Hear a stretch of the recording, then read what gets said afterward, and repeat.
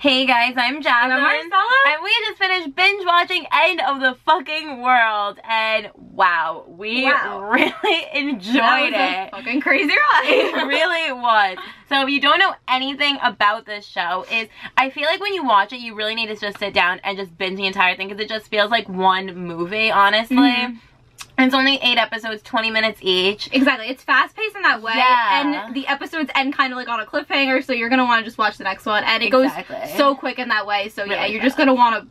We literally watched it all pretty much in a night. Yeah. So you just want to do that. It was really good. So what it's about is... We don't want to tell you like too much, but the premise is we have these two people, a boy and a girl, named James and Alyssa. And... James is a psychopath and he ends up going on this road trip with Alyssa and with the goal and the intentions of eventually killing her. Yeah, that's really all you want to know. That's really the way that they advertise it, and that's all you want to know going into it because it's more fun to just watch it because we had no idea what was gonna happen. Probably the weirdest thing that we've ever watched. It's weird, honestly. You're gonna watch the first episode. You're gonna be like, "What am I even watching? This is strange. This is kind of uncomfortable." Yeah. But just keep watching it because it does get better. It picked up for me. I want to say like around episode 3, like the end of 3. It really got good. So yeah, just give it a try before you judge it. Yeah, because it is bizarre. Like, you're gonna watch it and you're gonna be like, why did people tell me to watch this? But you just have to keep going and you'll understand when you get to the end of the entire show. There's only 8 episodes, so you might as well just go for it. Yeah. That's all we're gonna say, non-spoilery wise. Now we're gonna jump into our thoughts. Yes. So the first episode, like we said, we were just watching this like, this is really weird. We didn't even know if we were going to continue because we were kind of just like, this is really like this is strange. Bizarre. We thought the dialogue We thought the acting was a little weird at first. We were like, is this the way that the actors are or is this just how the characters are? But I think it was really just how the characters acted. They were just really bizarre characters. It was really interesting though because I felt like James going into it, like in that first episode, I thought that he was kind of like a Norman Bates type of character. Yes. So we were really interested to see what was going to happen with him and watch his story. But Alyssa, she kind of was annoying in the beginning. Like I couldn't really connect with her because I thought she was really like immature and you know, just there was something off. The dialogue felt very forced almost and it was very crude humor. And yeah, that like the first episode, what we did like the first 2, I felt like for me were just hard to get. Yeah, like, the second one too. They were hard to get through. I don't know, not hard to get through, just kind of like weird. Like it's hard to explain. I don't know if you guys felt that way, but like like the first 2 episodes there was just something that was like uncomfortable. Like I don't know. It was like an unsettling feeling watching this. You're just like, this is so awkward. Like they have no really chemistry, the actors, and it was just, it's like, why are they doing what they're doing? Yeah, what is the purpose of this? But it really picked up. It did. Once they go on the run and they end up killing. Crazy things happen. One of our favorite aspects of the entire show, though, like even from the first episode, was the music. I loved the music throughout the entire show, and I loved how it kind of conveyed their emotions, and the tone was really great for the show. I loved the music. It was almost like mocking though in a way. Exactly.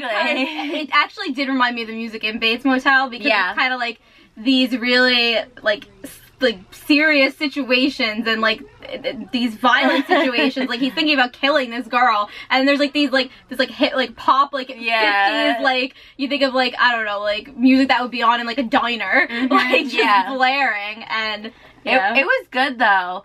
I really enjoyed the music though because I felt it brought more character to the story. Yeah, it really did. Was great. Yeah, and it was a great touch. It really was, and it needed that in the beginning because we were watching this like, what is going on? And then by the time we got to that 3rd episode, that was when everything went insane. Yeah, once he ends up, that was a really brutal scene first of all with the guy, and he ended up sexually assaulting and killing all of these women, and he was a bad guy. Yeah, and that's really where James realized I'm not a psychopath because he didn't have that same feeling that he did when, I guess, when he was killing the animals and stuff like that. He didn't feel like how he thought he would feel when he killed a human. So that was like a really big turn in his character. and from there he was like very different, and it was easier to watch the show, I felt like. Well, I really enjoyed watching him slowly progress into like an actual human. Like in the beginning he has no emotions, he doesn't really understand empathy and any type of feelings because of his tragic backstory, which we'll talk about a little later. But yeah, originally he didn't have any of those emotions, and watching him slowly progress through the show and have him actually start to care for Alyssa, it really was really sweet to watch. And I really enjoyed the depth of his character, including obviously his tragic backstory, which was absolutely heartbreaking. Yeah, I really liked that though, that they had. Yeah, they had to. His backstory was really good, and I like it's kind of going back to the end, to like the ending. Yeah, I like how that gets brought up later on in the show. Yeah, and he really like faces that. Even Alyssa, I grew to like. Initially we were because you kind of like empathize with her because she has this horrible story that happened with her father, and then when we do meet her father later on, he's really an asshole. He's really bad, and I feel like you feel bad for her, because that's really why the way that she is the way that she is. Exactly, and I really liked having those layers to her. So yeah, you really couldn't judge it by the first 2 episodes of this show because you don't know the characters yet, and then when you actually you begin to understand why they are like this, and it makes a lot of sense. I thought it was really funny though, like them on the run, like the scene when like the car blows up, and like from there it just went all downhill. One of my favorite scenes was that when they're stopping at the gas station, and the lady realizes that they hotwired the car, and she's like gonna call the cops, and they shove her in the bathroom, and Frodo. It was so funny to me. There. The guy Frodo was like, "Take me with you." Like, what the hell? He helps them put her in the bathroom. Like, I told you we had a bathroom. Like, he like locks it, and they're just like, "Oh my god, this poor kid," and they like run out before Frodo can come join them. But I think it would have been really funny if Frodo like joined them for a little while before they like ditched him somewhere. That would have been really funny. I would have liked to see more Frodo. Like, if this gets picked up for a season 2, I want to see what happened to Frodo and his story.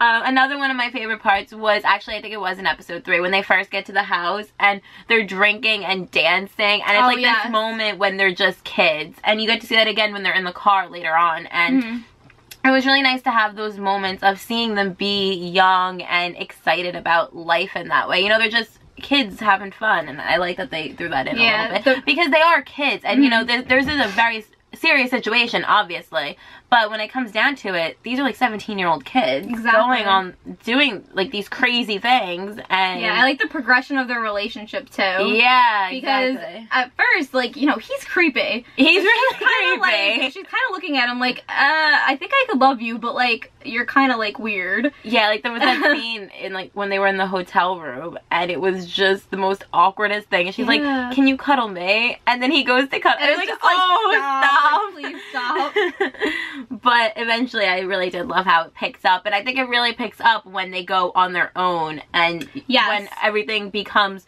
too real and too crazy for what they actually did. They split up for a while, and then they came back together. Yeah, I think that's when it got more real for them too. But the entire situation, we're watching this like these kids are so well, because they did everything wrong. Like it all started when they first killed the guy, and then the wallet was left behind. And she still had on that jacket, and it was just like, what are you doing? Eventually she ditched the jacket, thank God. Yeah. But it's funny because these police are like literally watching them, like knowing what they're doing. Yeah. And they're thinking like they're getting away with it. And it's just really funny to watch. It was very entertaining. Like the dramatic irony in that sense was just, it was good. Yeah, because to see them be so, like, wow, we actually got away with this, we look different now. Like, they like changed the way that they looked, and it just still did not work. In the beginning, they were kind of smart. In the beginning, they started scrubbing the floor, and they started cleaning everything to get their fingerprints out. But then James takes the knife and puts it in the filter of the pool. Oh, no, I love when that whole thing of them cleaning up like the mess when they kill. I love how they're like, we need music, like we need to play some music, and they put on this music from like the record player. I thought that was really good. And then she's kind of just like, he's kind of like, oh wow, she's so calm, like she knows what she's doing, and she's like in her head, she's like, fuck, we just killed someone. And then she's kind of like, I'm just doing what I've seen in the movies. Yeah, I thought that was really good. Well, I think that dialogue right there was very realistic, because this is how people think. Like, I'm just gonna do whatever they did on Yeah, the I'm gonna get the bleach, I'm gonna clean it up, and everything's gonna be fine. But, like, that's not really what happened. No. Like, you're gonna get caught. Yeah, and in the end, obviously, this was a really bad guy who, so it was self-defense, and at that time, it's like, oh my god, just tell the police, tell them what just happened, and of course, they're so scared, annoying. They don't, and this whole thing just builds Spirals, up and snowballs, yeah. Oh jeez, it was like watching like a train wreck, like every little thing. And how when they go to the when they're at the gas station, the cameras are there. Like, obviously there was a camera in there. Like, this is a convenience store, like, in this day and age, there's cameras everywhere.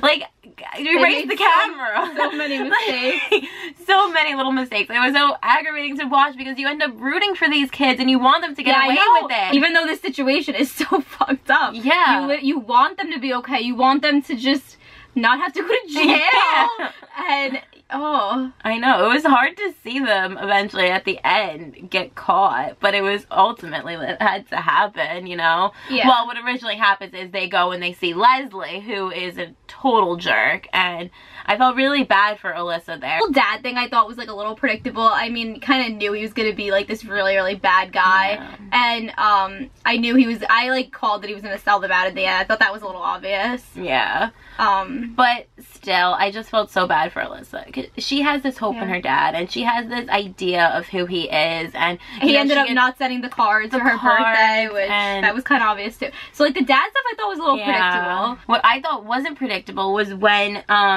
obviously he sits her down and he consoles her and she tells him, like, we killed somebody, and he gets that confession on the phone.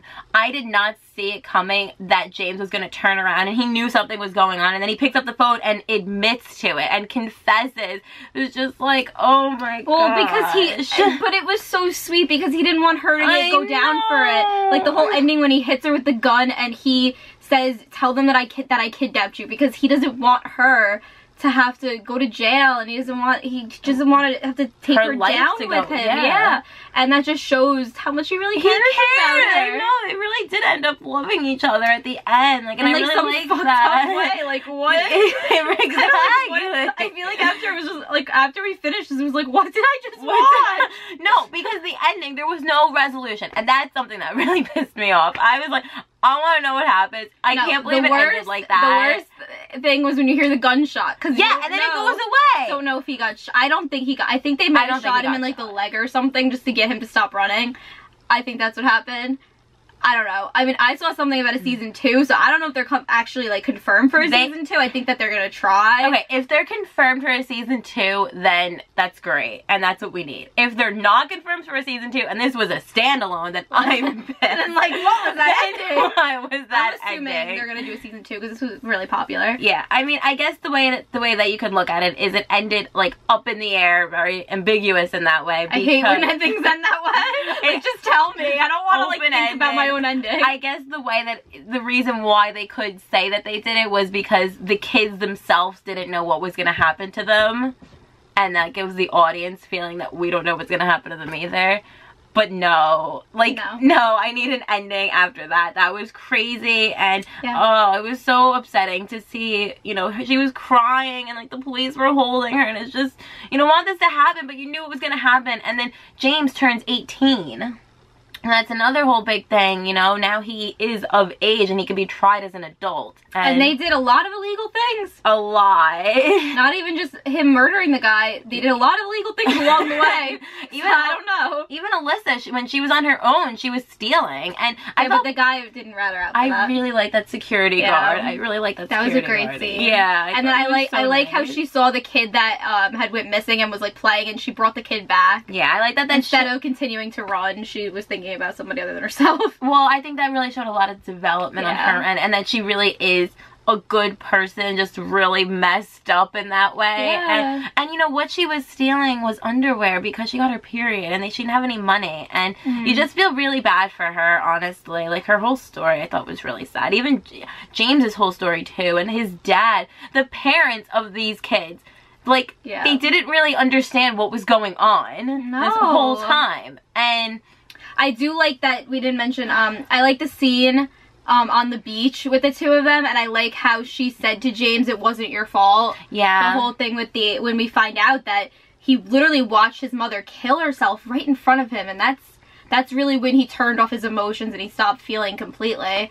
But yeah, I like how she kind of like said to him like it wasn't your fault, and they kind of like had that little heart-to-heart moment. Yeah, like because that was like a serious moment between them, because a lot of their conversations throughout this show weren't serious. They didn't really talk about like serious things. Like she really was never serious in that way at all. She was always joking around, and yeah, I like that conversation. I think it was important for his character. He needed to hear that, and to hear it from her just made it even better. Exactly. So that's pretty much our thoughts on End of the Fucking World, and yeah, we really enjoyed it. Even though it was really weird at first, we did really enjoy it. We really enjoyed it. Like, I know that we were kind of in the beginning, like, what were we watching? But we did actually really love it, and it was very captivating to watch, and we had a lot of fun watching this, and yelling at the characters, and yelling at the situation in general, and just being stressed out with them.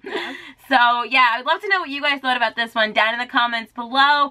And let us know if there's a season 2, because it can't end like that. Exactly. And if you enjoyed this review, please give us a thumbs up and subscribe for more TV show reviews, because we're going to be doing a lot of these now, because our DC TV shows are no longer able to be on YouTube because they're getting blocked, and it's just a big situation. We have a separate video explaining that, but we will be doing reviews for a lot of our TV shows: Supergirl, Flash, and Arrow, and hopefully not Riverdale. That'll be okay, but yeah, we'll see. A lot of TV show reviews. A lot of Netflix shows too, because Netflix is owned by Antora, so that's why we will not be reacting to any more Netflix shows. Yes. So, yeah. You can also follow us on Twitter, Snapchat, and Stardust. We are at City of the Field. Thank you for watching. Thank you for watching. Bye!